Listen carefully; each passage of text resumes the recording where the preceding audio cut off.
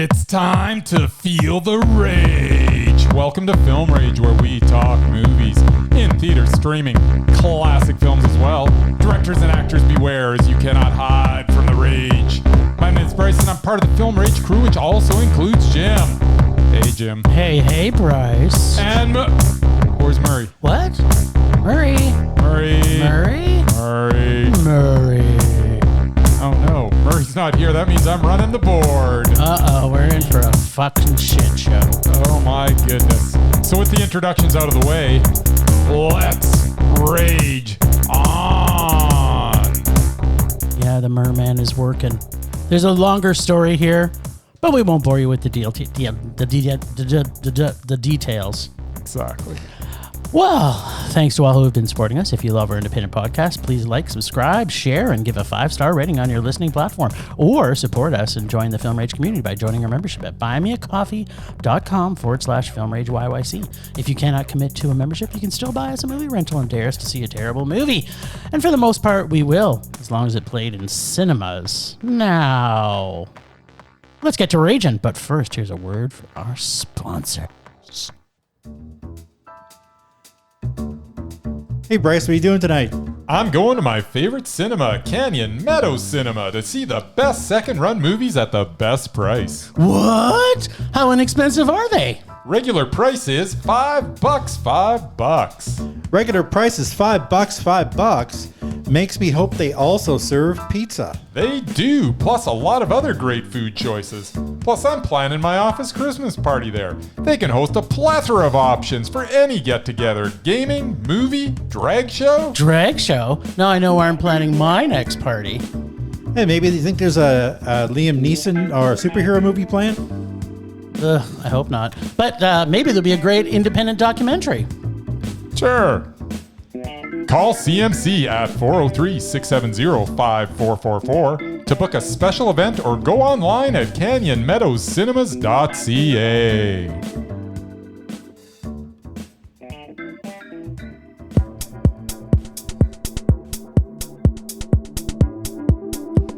Oh, it'd be groovy. So groovy.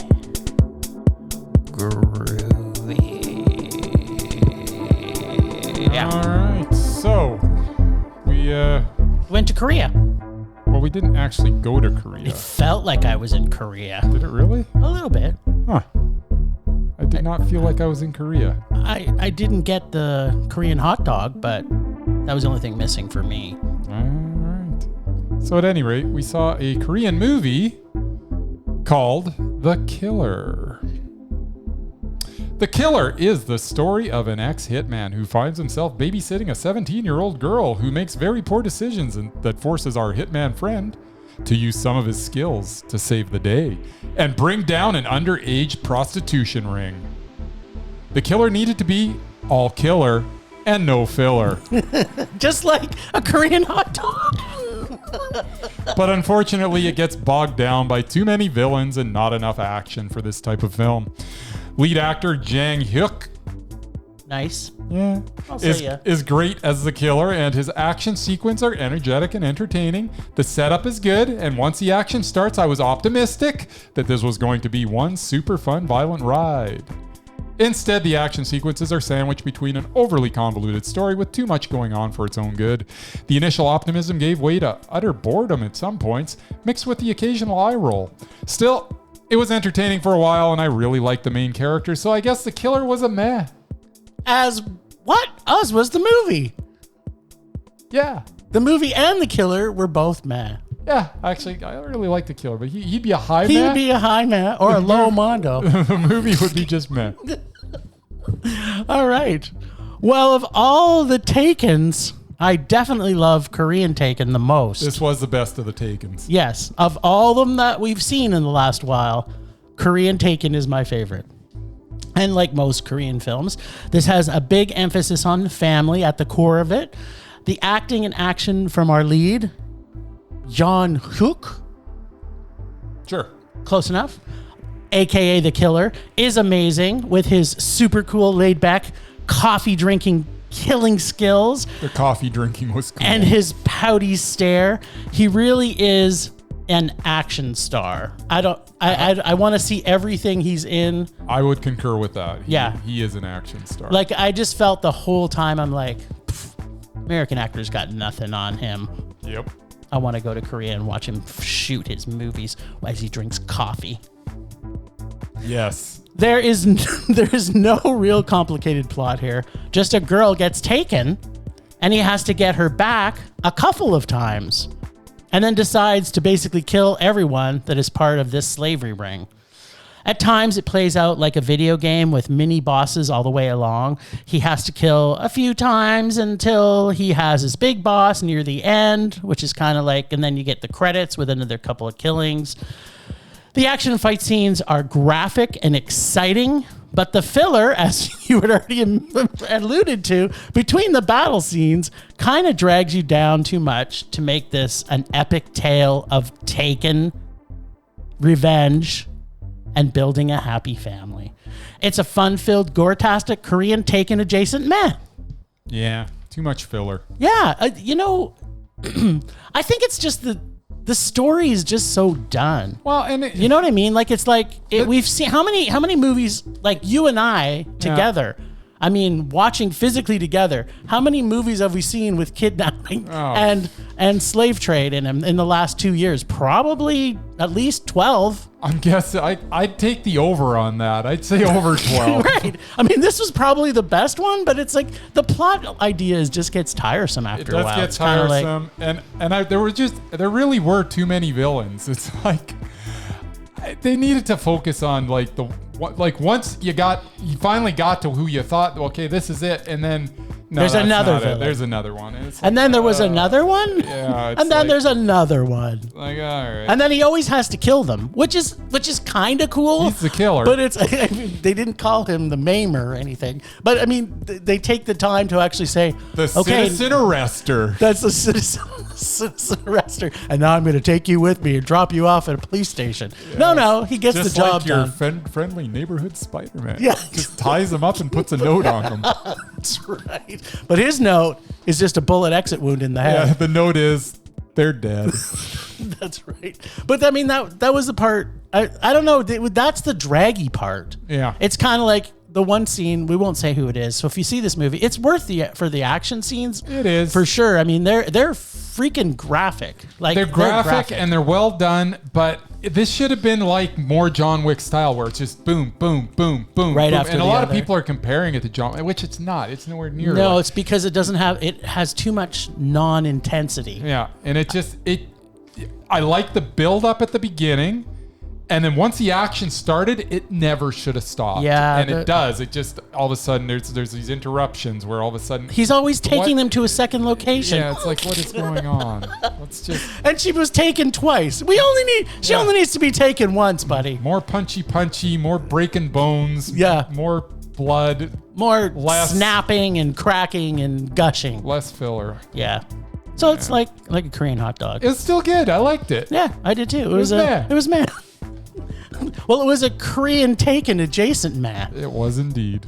All right. Well, we actually got to see 3 movies in cinemas, which I was actually surprised about because originally I thought we were only going to see one. There you go. But we did. We saw a second one. Yeah. Called The Gray Man. Yeah. And this film takes us on a Taken 4 type plot, matched with Jason Bourne and a sprinkling of Deadpool 2. The dialogue when it happens is pretty fantastic and has so many great, obvious, and hidden inside jokes throughout the film. In addition, the direction is fast cutting, and the movie just keeps moving forward quickly. So you don't dwell on the backstories of our characters and get right into it. And it being great action, great comedy drama, which I believe our beloved, currently Undoubted, Ryan Gosling does better than anyone else. In addition, our supervillain, Chris Evans, and Tommy Lee Jones Jr., aka Billy Bob Thornton, were also pretty awesome in this. So this is how I was feeling for the first, say, 40 minutes of the movie. I mean, but okay. I was enjoying myself so much, and even loving the Fast and the Furious type physics-defying action. But damn, even a Taken plot with our man Rai Rai cannot save a 2-hour plus action movie. I mean, why is there an action movie that is over 2 hours? It makes no sense whatsoever. Like that, it's like if you've made it over 2 hours, every, I want to say 5 minutes over reduces your rating. Yeah. So if it was maybe an hour and 40 minutes and it got to like 1 hour and 59 minutes, it might have been able to save it. Yes. But then it just kept going down. So, yeah. Exponential diminishing returns Yes. past 2 hours. Exactly. I started getting tired of the plot lines. We have seen it in 3 previous Taken films already. Plus, we saw it in a Korean Taken film already as well. And they stretched this out way too long for not very complex plot. So, as much as I loved the beginning, I got tired of it. I did enjoy Rai Rai and the acting in this. So for me, even though it started to get bad, I didn't hate it all the way along because I was already invested in the characters. So it still kept a meh for me, but I have a feeling it didn't get to keep that for you. But that's my prediction. I really enjoyed the first part, so maybe. I mean, you've had movies that for the last 5 minutes have destroyed a movie. So I can't imagine 2/3 of a movie you not liking saving anything. It depends on how bad it goes. Maybe this didn't go as bad. I'm full of suspense right now, just like a 2-hour action movie. I could be going any direction at this point. The Gray Man is like a giant bag of potato chips. It is so satisfying at the beginning, but by the end of the bag, you feel a little empty and unsatisfied, and then eventually you get a little bit of a stomachache. Bloated. Ryan Gosling is 6. Billy Bob Thornton as Fitzroy and Chris Evans as Lloyd Hansen are at their sharp-tongued best in the first 30 minutes as they jab each other with well-written and often humorous lines of dialogue.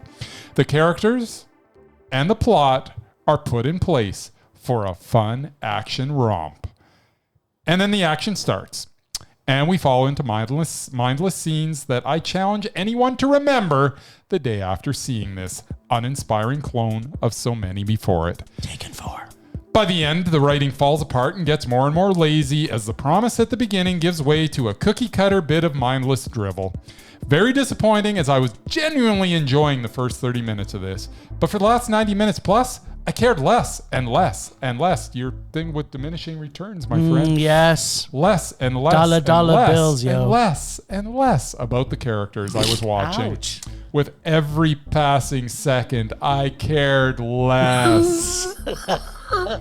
Wasted potential here in concept and cast, but I still really enjoyed the first half hour. I enjoyed it so much. I'm giving it a meh. Oh, good.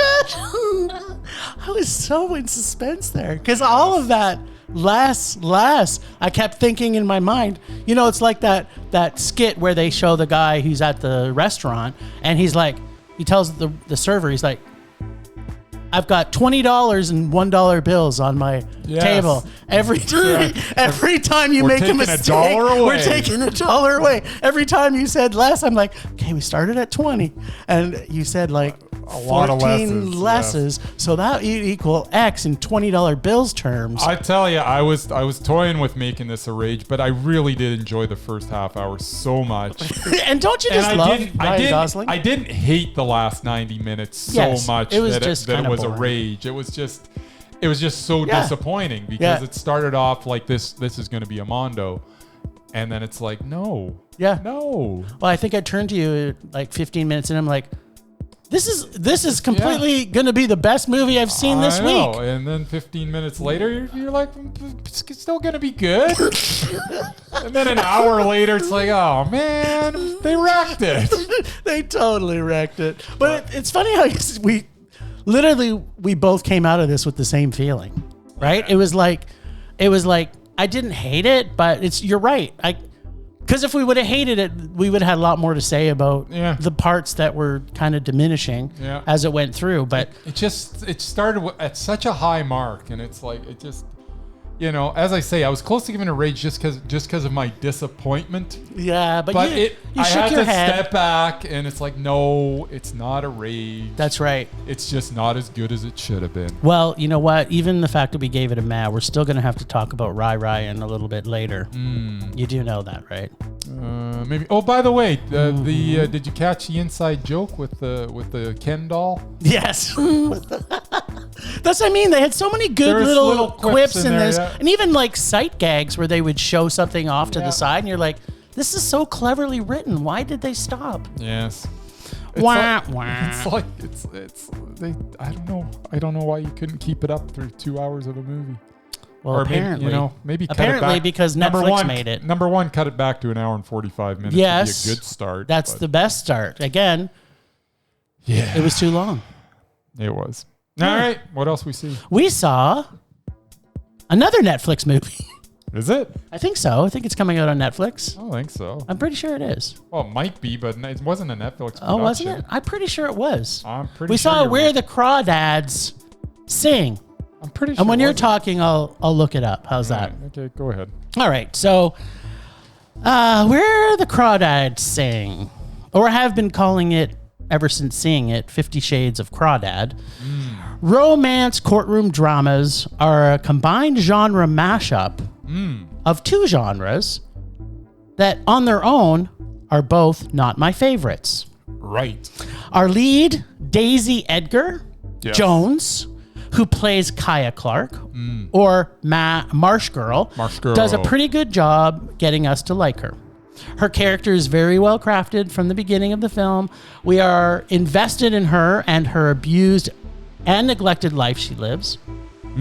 The men, however, in this role, like most romance stories, are very one-dimensional and transparent. And in particular, the murder victim in this film, played by Harris Dickinson, is unlikable from moment one. And I'm thinking to myself, perhaps it's good direction that is able to pull that off. But though while I was watching it, I felt more like this dude is a villain. Then, of course, there was no surprises. The story is intertwined with the romance in a fairly non-intrusive way, but yet still predictable and expected. At no point did I feel annoyed or excited. The story almost plays out like a dime store romance mystery. The supporting cast plays pretty okay, including the two black characters who were endearing and brought so much humanity to the story. Fraught with discrimination towards this poor young Marsh girl. The ending, when it finally does happen, after the Lord of the Rings type stretched out epilogue, was satisfying enough, but a little expected as usual. It's good. It was a mashup of two genres to give breath, maybe, to the story, but ultimately the story was an easy summer breeze reading a paperback on a beach or I was trying to mash up beach and swamp. Beach swamp? A swatch? I'm just in On a awe of your swatch? review, but keep on talking. On a swatch?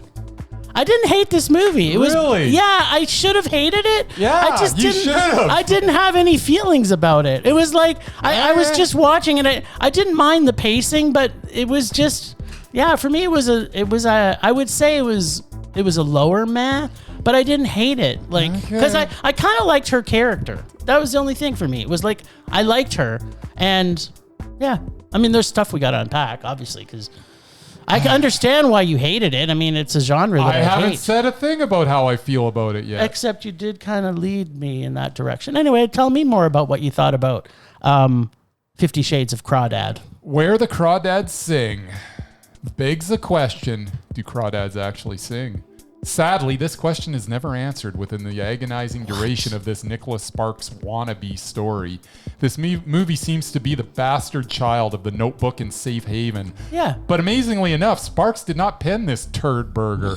See, it told you. Delia Owens did. Back to my original point. We did not see any singing Crawdads, even though it is in the name of the film. That is known as bait and switch. and it is at the very least an unethical way to advertise your product. This instead is a story of a girl who is orphaned in the marsh, who gets homeschooled by some teenage boy who she falls for, and then he leaves, so she hooks up with the very next guy she meets, and then she is arrested for murdering him, and then she goes out to trial, and then a bunch of other stuff happens, and eventually it ends.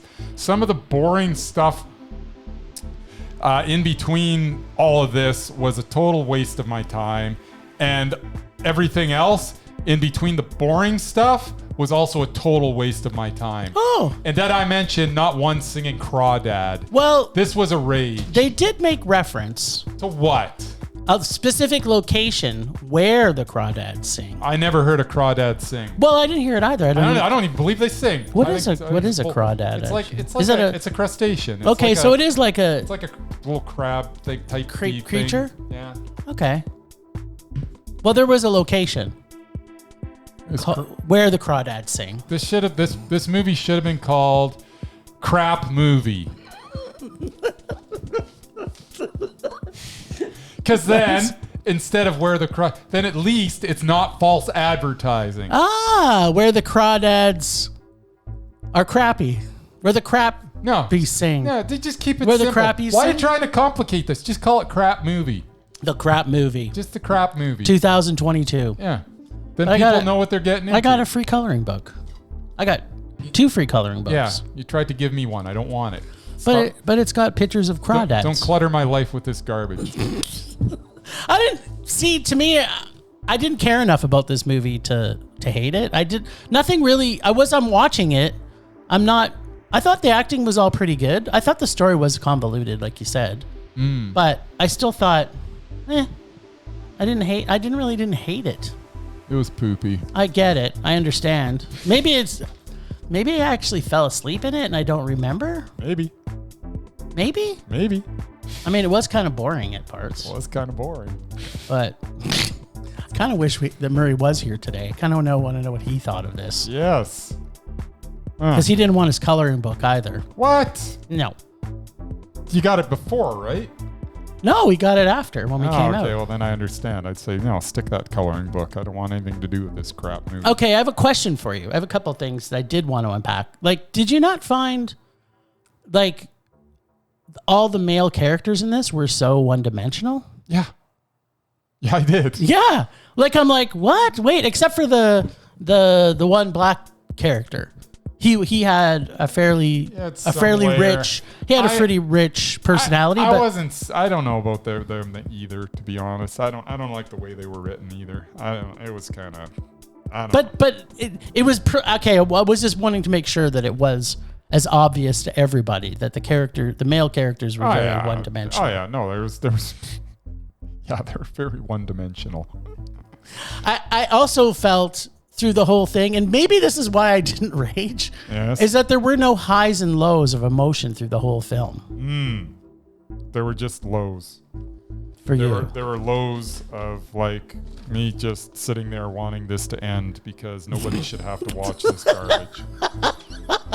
Well, you know what? I'm kind of the only thing I'm most disappointed about is that we both didn't rate this the same, because it would have been a total. What do you call that? Batting 1,000 in baseball terms?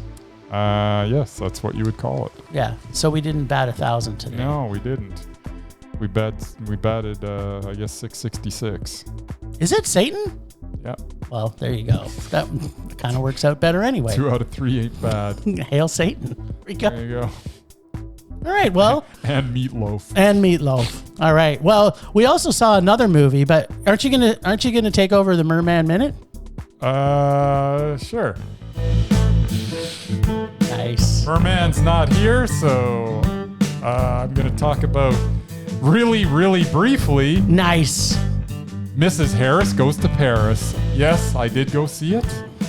Well, okay, here's a question before you say anything about it. Yes.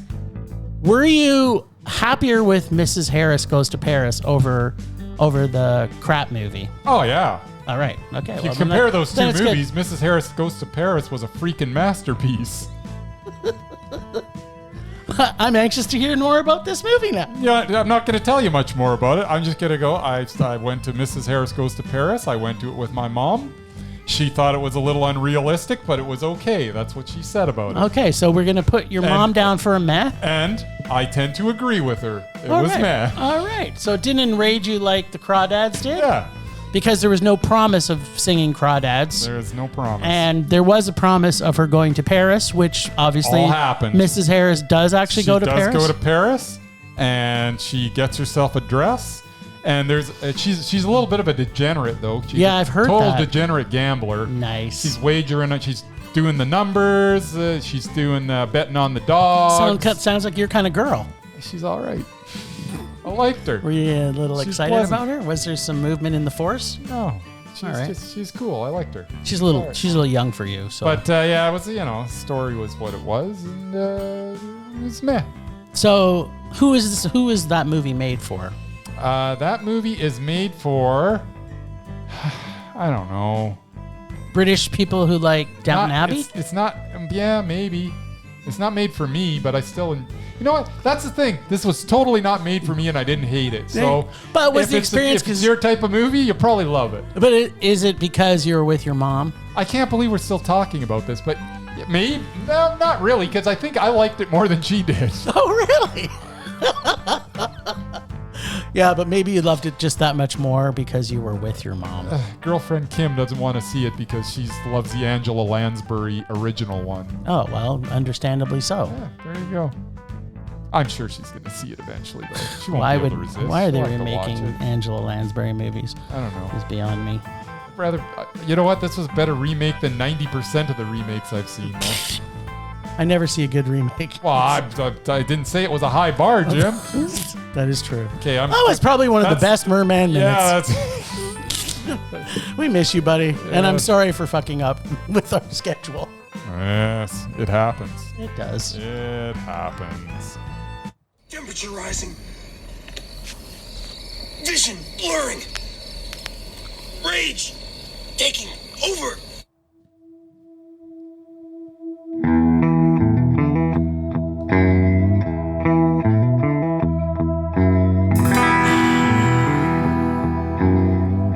Well, my rage this week has a lot to do with a few things. I actually have I'm going to make a pile here. First one is Pie. that we had an opportunity to bat 1,000 Yes. and I dropped the ball. You did, because I was a rage.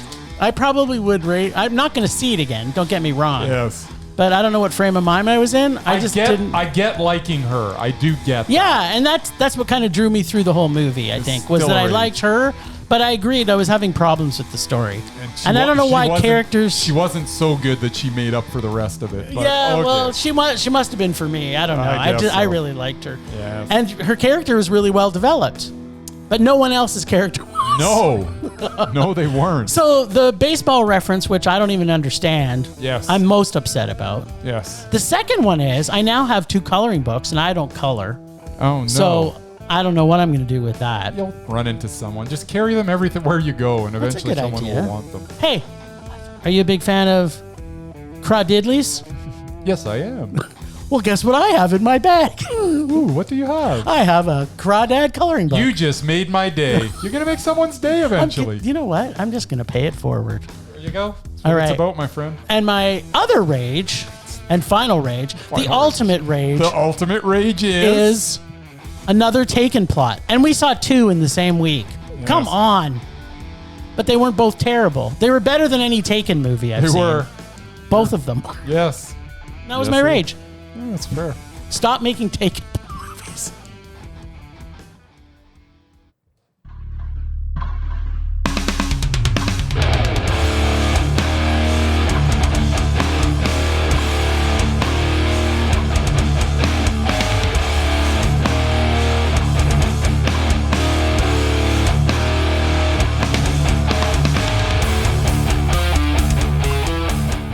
Not one singing crawdad. That is my rage. Rage subsiding. Pulse slowing. Anger fading. Ha ha. Have you ever wondered what the top 10 most streamed 90s songs are? Or what about the top 10 highest paid dead celebrities? Maybe the top 10 most common phobias? Hi there, I'm Nick, host of the 10ish podcast. Every episode, me and my various sidekick hosts share trivia, fun facts, and hot takes as we try to guess each other's top 10ish list. Here's a little preview. When he dresses up as a girl bunny, he drives Elmer Fudd and Yosemite Sam crazy with lust. Mr. Monopoly's actual legal name, Rich Uncle Pennybags. And it turns out people will just shock a guy to death if someone in a lab coat asks semi-nicely. Chickens outnumber humans more than 2 to 1. It is the only R-rated film to gross $1 billion. With over 175 episodes and counting, there's sure to be a top 10 list that tickles your weird little fancy just right. Listen to 10ish Podcasts now on any podcast app. That's 10ish podcast.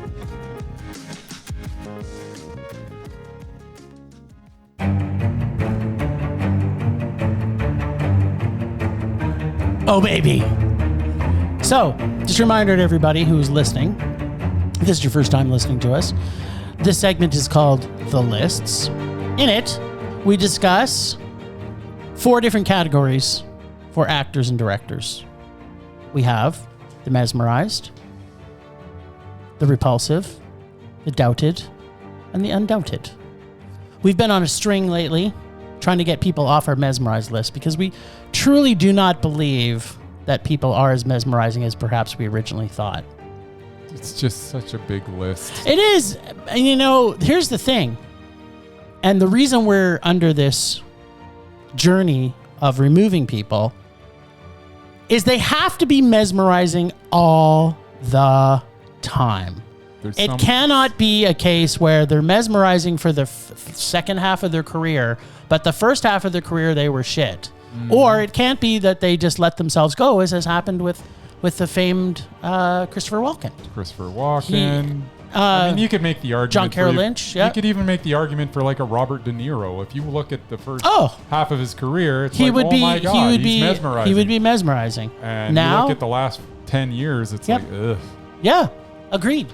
So last week we were charged by the great and powerful Merman to see the movie North Country. And we, in my opinion, I think 2 of the biggest heavyweights that we have on our list that are male and female. Yeah, absolutely. And I think we both chatted about this.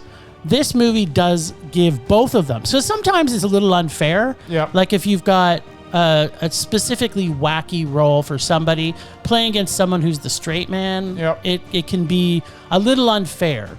This one, I think, was the most fair we've ever had. They both had plenty to work with within their character. They both had plenty of like screen time. Yep. It was probably as fair a mesmerized off as we've ever had. Yep. And for me, it was funny because as I'm watching this film, it was like I would see a scene because I don't think there isn't even one where they're together in a scene. Oh, maybe the courtroom. But they're really not standing beside each other. So they're in the same room, but they could have been shot on different days for all we know. But I tried to stay focused and it was to me, it was like a boxing match. Yep. I don't know how you felt because it was like, I'd be like, okay, that round was McDormand. This round was Jenkins. That round. But then what happened was I started doing, for me, at first I was comparing it to Charlize Theron because she did a pretty good job in this. She was very good in this. She was very good because at one point she used to be Undoubted and then quickly she fell off the rails. But for me, it was okay. I had to compare with her and they both knocked her out of the park every time. So I was finding it really hard to make a decision. So for me, what I did was I got to go nonverbal because there was a significant number of scenes where they weren't saying anything. Both of them were a lot of nonverbal. Yes. And so I had to go back and watch it again. I watched it a second time and I looked at nonverbal. All right. So give me a little prequel on you. What was your journey on this? Honestly, it was just how both characters made me feel at the end of the day and who I cared about more. And don't get me wrong, both of them were like fantastic. This really was a battle of the Titans. Yep. they were both great in their roles, Yeah. and they both had some meaty roles to Yeah. sink their teeth into here.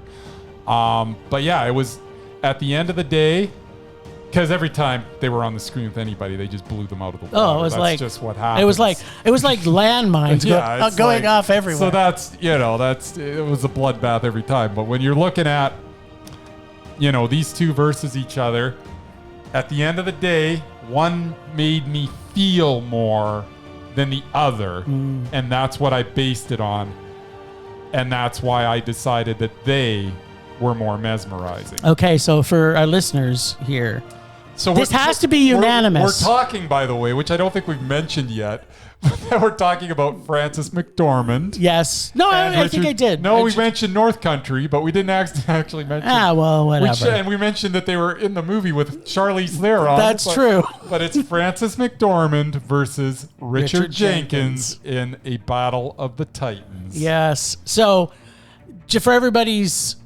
who's listening, it has to be unanimous. Yeah. Because if we were both mesmerized in different ways, then it doesn't count. All right.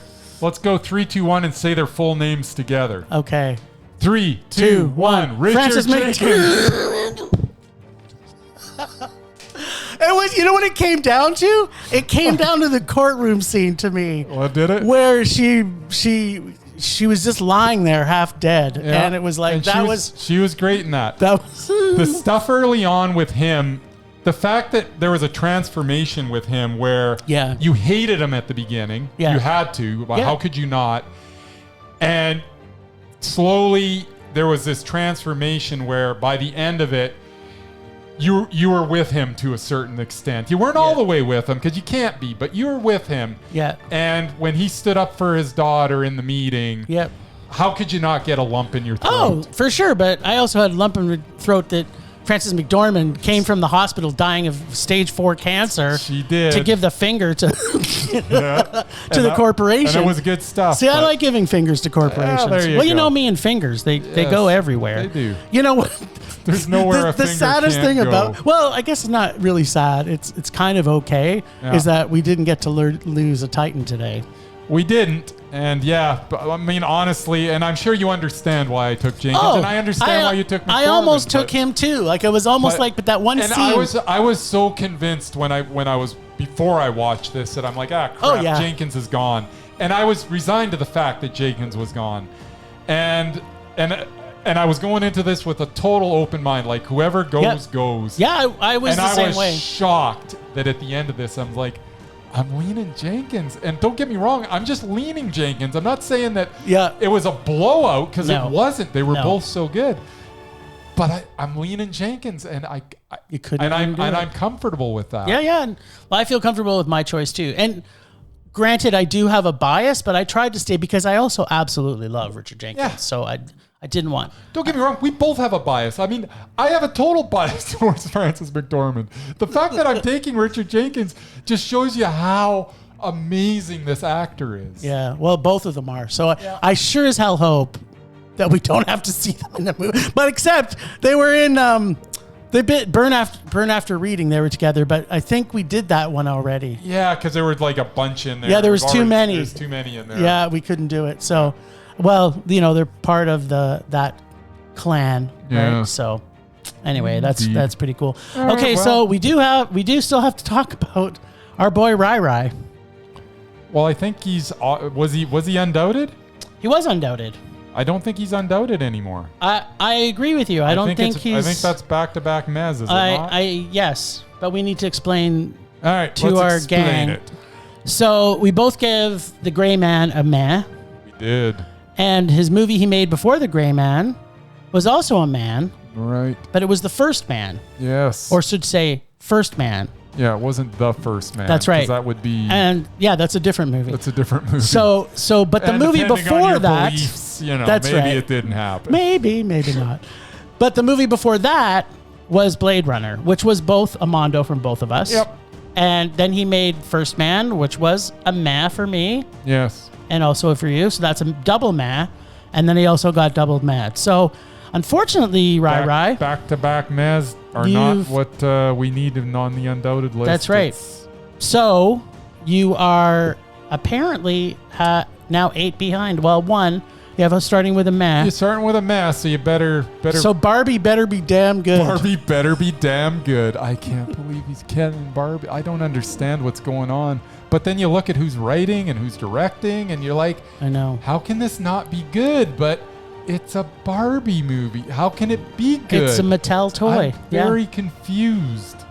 I'm not really. I'm just like, this is the way our world has evolved. Like, we now have board game movies, video game movies. We have franchises that should have died years ago. We don't have this caliber of everything involved in a project. Like, I'm confused at everybody that's involved with this one. If you go down the list, it's like, what was the pitch here that got everybody?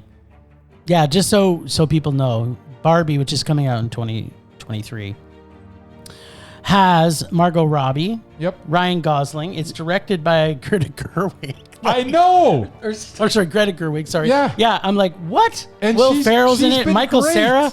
So here's the challenge, because Michael Cera is also Undoubted. Yeah. So if it's a rage, I'm sorry, we're gonna lose another, and we don't have that many Undoubteds left. So yeah, I am just baffled, but I'm intrigued though. I honestly can't say that I'm not. I wouldn't say I'm looking forward to it, but I need to see this movie. Oh, we're gonna see it, of course. It's probably gonna be like, I don't want to say any more about it. You don't know. Like, you literally don't know. I don't know. I am completely dumbfounded. That is the word. That's right. Dumbfounded. Normally I'm just dumb, but this time I'm dumbfounded. Yeah. And who knows? We may or may not have a list off for next week. We'll get back to you on that. Surprise if we have one next week. It might be a short week next week. If we have one, check out the old social media. Is that what it's called? That's right, the social media. I'm sure there'll be some sort of announcement if there's some sort of mesmerized off. There will be somewhere. something. So, maybe. Surprise! Yeah. Or not. Or not.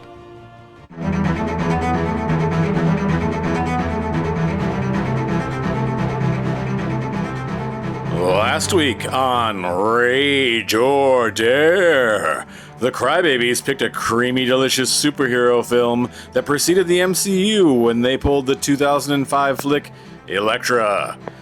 Surprisingly, there were superhero films before the MCU.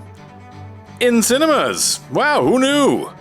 But this week, yes, Bryce, it's your turn, and you're going to pull from Jim's stank bag, and you're going to be quiet, and you're not going to like it one bit. Now put on your big boy pants and get ready to feel the rage. Okay, now let's check in with Bryce and Jim and see if Fox made the right decision in focusing all of their attention on the Spider-Man and X-Men franchises, or should they have gone all in on Ben Affleck's Daredevil-verse and his ex-wife's stabby superhero franchise instead? All right. Good old stabby. Stabby. You know what? I don't really want to talk about Elektra, but I guess you're I forced have to. So I'm going to keep it short. Wait, can I say something beforehand? Yeah. Somebody on social media said that this is one of the best action movies they'd ever seen, and that I was a terrible, terrible person for saying the things I did on social media.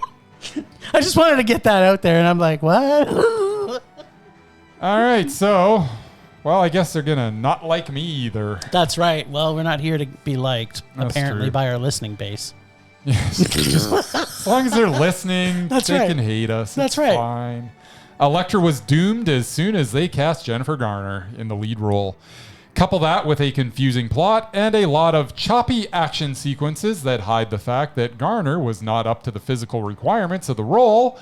Make this a rage. That's it. I'm done. Wow, that was the easiest baby review I've ever heard. Yes. Baby. I just don't want to even talk about this movie. But you want to string out the it's like stupid. a long ragegasm. It's like you want to stretch out that rage to a level of explosion. Do I? Yes. Sometimes I do. I don't. In this let me case. lead you down that path. All right, I want to see. I want to see either see if you can rile me up. I want to see a vein popping out of your head, or a vein popping out of something in your body. One way or the other. So it's kind of interesting to have referenced the hand in this. Now, I didn't go back and watch Daredevil, but I was kind of thinking to myself, it's interesting that this side of the whole MC universe, they have the hand. I actually want to watch Daredevil again. I do like Ben Well, Affleck. you do, yeah. You have a secret crush on him. I almost went back and watched it, but I thought, I can't do this too, because that movie was... It came first, right? That was the chicken, this was the egg. Maybe that's what I needed to do. 'Cause Maybe this would have made more sense, because there's a lot of this shouldn't did they not always make a sense. movie that makes sense by itself? Well, they should. There you go. But, if it's a package deal, then Is it? I don't know. It's not. It wasn't like Quentin Tarantino's Robert Rodriguez's drive-in masterpiece. It was two terrible superhero movies. All right, keep on talking. But for the most part, kicking ass and punching dicks, and a wind machine, and we are ready to go. There's a lot of wind. So much slow motion. So much memory flashback montages. So much made for TV 90s feel. Wait a minute. Wasn't this made in 2005? So much. Why did it feel so 1990s? Yeah. Do you think it's because it was terrible? It was Maybe. So bad. Now, maybe it's futuristic foreshadowing. I'm not sure. But perhaps in superhero movies, which I never noticed before, but even back before the MCU, there must have been some kind of rule to add CLFs to every single one of them. Because I'm noticing a trend in that. I don't know why. I don't get it. And for clarity, she's an assassin, and she's okay with a CLF just showing up at her place. I don't buy it. And she recently was in a scene where she was cleaning away her DNA from a kill scene. Yet she's going to let her neighbors know who she is and see her. Like it right from moment one, nothing made sense. For a superhero film, it kind of felt a bit like a family drama romance. But in reality, my belief is she would have killed the CLF and the dad just for seeing her face. Like that's really what should have happened if she's an assassin. Yes. But that was all okay, because we got more memory flashback montages to make us all happy. Isn't that what superhero movies do best? Memory flashback montages? Annoying. There was so many of them, and none of them made sense. But that's also okay, because she kills demons, right? Wait, was Daredevil a demon? He had the name Devil in his name. No. Just kind of checking. I know we have to go back and apparently watch. I'm going to put that in your Why dare bag is for she next week. pouting all the time? I don't know. I have no idea. But we did get the fabulous Terrence Stamp, who I don't know why he never made it into our most mesmerizing, because he's pretty fucking mesmerizing. Even in this, he was fantastic. But he didn't make sense either. None of it made sense, but he was still fantastic. Okay. Yeah. Right? He was good. Right? I guess. I mean, we're not talking mesmerized right now, but I have a feeling we're going to talk about him next week, just so you know. Well, he definitely out-mesmerized everybody in this movie. He does in most movies. He can. Yeah. Well, we'll have to take a look. Mm-hmm. Okay, so even though Terrence Stamp was awesome as usual, I couldn't get past any of the story or lack thereof. I mean, they have a love interest, CLF, family drama, people helping these random targets for no reason, and way, way too much running and hiding and not enough superheroing in this film, which was a complete hot mess. And why they didn't make another one was a complete surprise to me. And this made a shit ton of money back. Did it? Yeah, the budget was fairly low, and they made at least double its money back. So I'm kind of like, you'd think they would. why would that's just the model for them to make another one. A couple of good things were the demon hand people. I know that was all really stupid and badly done, but I kind of like demon people. I don't know why. I just kind of like them. Right. But they didn't, like I said, they didn't make a lot of sense. Like the part where Nothing the dump makes truck sense. dude, she breaks her stabby sticks on him. I don't know. But then a what's tree going on. falls on him and he kills him. I'm kind of like, what? So she tried to stab him with her stabby things, and it broke the stabby thing because he's made of muscle or demon muscle. And then a tree, like the steel in her Demon stabby muscle. thing stabs him, and it's like, oh, my metal broke off. But you know what? If a big tree falls on you, first of all, does anybody hear it? But second of all, apparently big trees kill demons. It's like, it must be a thing. Maybe. Right? Weren't you surprised when the tree fell and he's like, pow, he's exploded and it's a purple dust. Yeah, there's a lot of purple dust. Yeah. Almost as many as there was memory flashback montages. Almost. Yeah, this movie was so much nonsensical idiocy, and it was awful. So yeah, it was a range. It was so bad. I just can't actually get over. I was just like squirming, like, why am I watching this? Oh yeah, I have to. It was so painful. Well, this didn't feel like a superhero movie. She should never be in an action movie because she can't move. At least there she couldn't. Well, this is back to, we've seen this many times with I'm trying people. to remember. She was in that other action movie where she played I think her husband gets killed and then she like gets revenge. It's almost like a Death Wish type. Oh deal. yeah, that's right. It's kind of like she was getting beaten up or something. Yeah, I'm trying to remember if the action sequences were like quick cuts and ridiculous in that too, so you couldn't really see any of the fact that she can't move. Well, maybe she was pregnant in this. I don't know, but she like I don't get, like, that's the sign when you're watching a movie and everything's in slow-mo. It's because the person isn't capable of doing it at fast speeds. Yeah. Is my guess. I mean, it's a good guess, Jim. And apparently. All right, I think it's your turn to pick out something from the bag. Yes. No, your turn. Your turn. No, I remember Casey saying it's your turn. I think he remember was to take the little ones, and he told you you're not going to like it. So whoops. So you better reach in there and grab a cute little one. Why do I want a little one? Because they're better. Are they better? Much better. Is it Daredevil? I hope so.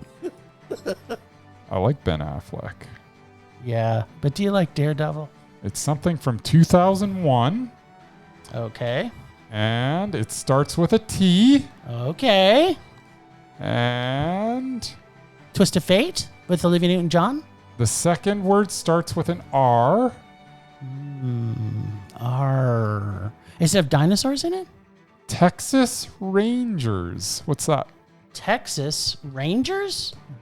Yeah. This is a movie? It's a movie. Texas Rangers from 2001. I hope it sounds like it could have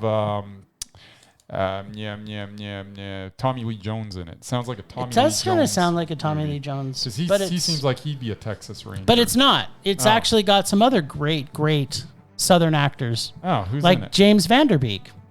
What? And Ashton Kutcher. It's the 2001 Texas Rangers. Yep. You're not leading me down the path to something that Nope.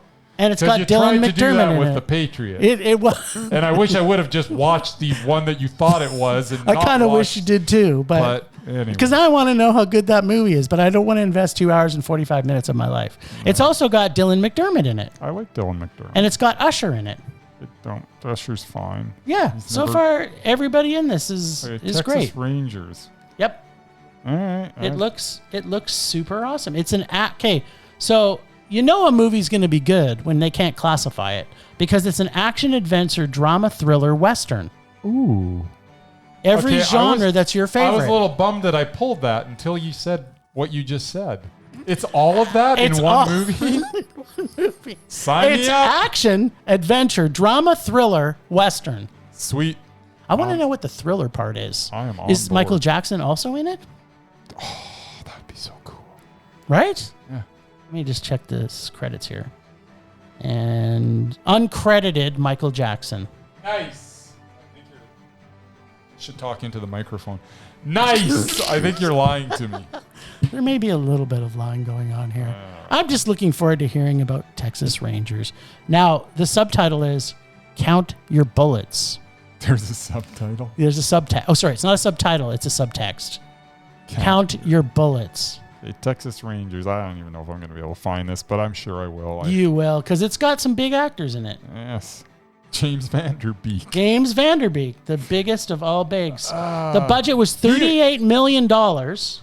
He would almost be Opening- repulsive if he wasn't so good in Jay and Silent Bob Strike Back. Okay, so it's important for you to understand the numbers here, which luckily IMDb has given us. Okay, then what are the numbers? So the budget for this was 38 go ahead. 38 million. 38 million. Opening weekend, Yeah. it made 319,000 in the US. That seems to have tanked a little. And which is interesting because the worldwide gross Yeah. was 763,000. Sorry. I was going to say, wow. That's pretty good. Yeah. How did it not do? Yeah. So 763,000. So with an investment of 38 million, they sold 763,000 tickets. They didn't even make 20% of their money back. Not even. I don't even know. That's like something like But 4%, they 3%. probably raking it in with the DVD market. I don't know. You have never seen it. I never saw it. Apparently, it wasn't on the Blockbuster shelves. When I walked through the specific action, adventure, drama, thriller, westerns section. Should have been the only movie in there. Right? But you'd be surprised. There's probably a lot of them in there. Oh, this episode needed Murray. That's all I want to say. Thanks, Ragers, for listening. Thanks to Extended Film Rage family, who you can find in our show notes. Thanks to Casey, the nerdy photographer, for the voice of our Rager Dare. Casey, we absolutely love you. Find us on social media everywhere at Film Rage YYC. Check out everything Film Rage at filmrageyyc.com, including our merch site for Redbubble and TeePublic. We're always wanting to make this a raging blast for all listeners, so please like, subscribe, and send us emails to filmragecalgary@gmail.com. Dare us to see terrible movies to fuel our rage. But you know what? No matter what you do, please, please, please, please, please, pretty please, please, please, make us rage. And that's it for this week. Rage on. Rage on.